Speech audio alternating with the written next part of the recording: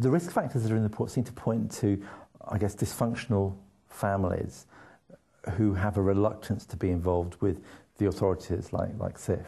So. Yeah, I think it's always been an interesting fact that there's around 10 to 12 children killed every year by someone in their own home. These are little children, usually under 1 year old, most of them.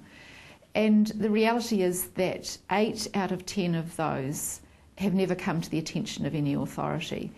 So there's some interesting ways to look at that. It means that the authorities, that the work that's being done is actually doing a good job, that the ones who actually get missed or who are for some reason hidden from the support and the help that they need, those are the ones who are most suffering and at risk. So I think that's the sort of thing we've known for some time, and it's just highlighted that in a new way. How much of the blame is due to a system which appears to reward, I guess, antisocial behaviour? There is a strata of our society who seriously struggle to do things differently. People who are trapped in cycles, and we work with these families who know they are yelling at their kids, they are losing it with their kids. They don't want to do that. They feel really bad and guilty about that stuff, but they just don't know actually what else would they do. People want to do that stuff, but they're really stuck to know, how do you do it, where do you go, how do you make that possible in a very practical way, like transport, childcare.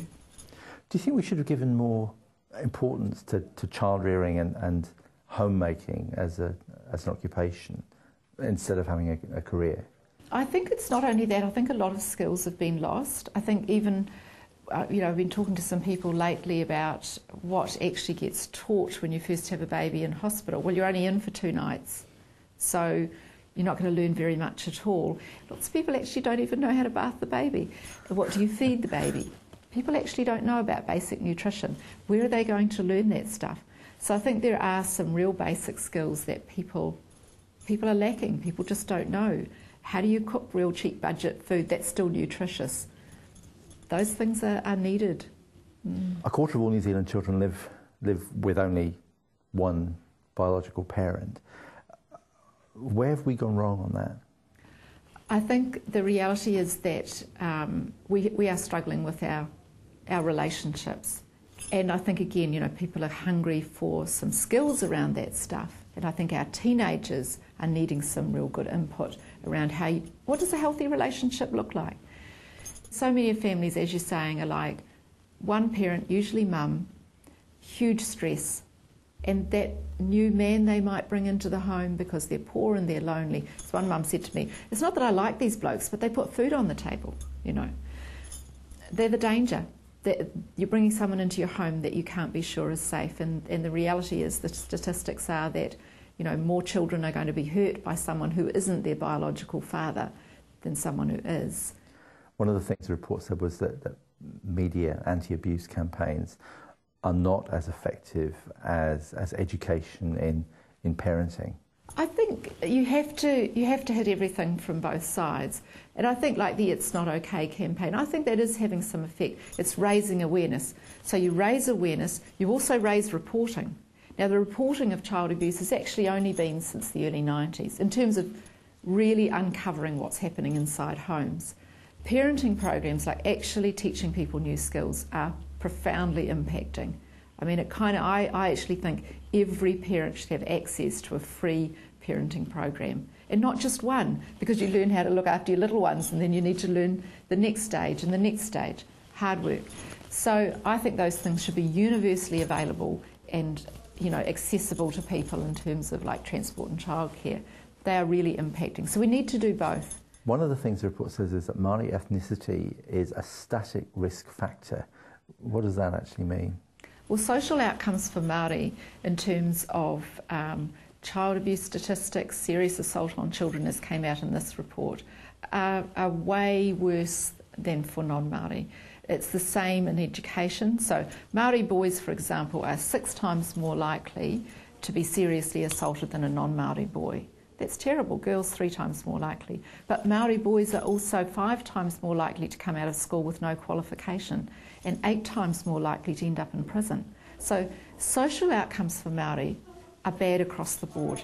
And I think we have made huge progress in terms of our relationships and in terms of, looking at what does the treaty mean and all those kind of things. But the reality is that this group of people are still suffering the incredible impacts, the severely negative impacts of colonisation. We're a very new nation, and we've only been paying attention to this issue for a very short time. And I think the kind of feeling I get sometimes is people are like, oh, we've been talking about Maori issues for so long, let's get over it. Actually, it's not very long. In history terms, it's a very short time. So we need to be aware that for Maori, social outcomes are still really poor. And one of the things about this is that we have this idea that we should treat everyone the same. Sounds great. But treating everyone the same isn't treating everyone equally. So, for example, if I had one child who spoke Chinese and one child who spoke English, and I gave them both a book in English, I'd be treating them the same, but I wouldn't be treating them equally, because this child would be able to read it and this child wouldn't.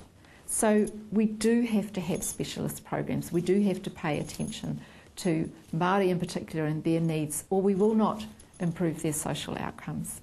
One of the things that we've been talking about as the New Zealand Council of Christian Social Services, for example, is the need for a really comprehensive strategy, particularly around child and family needs. And there actually isn't one. We need universal support for new families, for new parents and all that kind of thing. We need universal parenting education for everybody. That's preventive. But we also need to focus on the tertiary end. And that's expensive. So these are people who have serious issues, who need some serious input. And we must have those targeted programs, because we pay serious money if we don't pay attention to those in our justice system, in our health system. So we must do both. It needs some really good strategic planning. Has the church been too ready to leave things to other agencies, to outside agencies, rather than deal with the community it serves itself? Has it dropped the ball?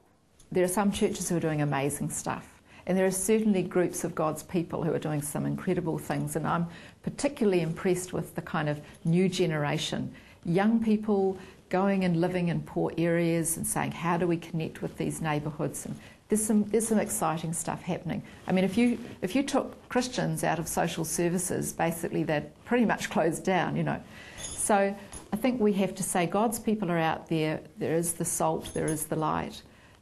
In terms of churches as communities of faith, I think a lot of them have not worked out how to pick up that ball yet. They have such an opportunity to be places of care and nurture, to be the kind of place which is the new family for people, the new friendship group for people, where they want to make progress in their lives.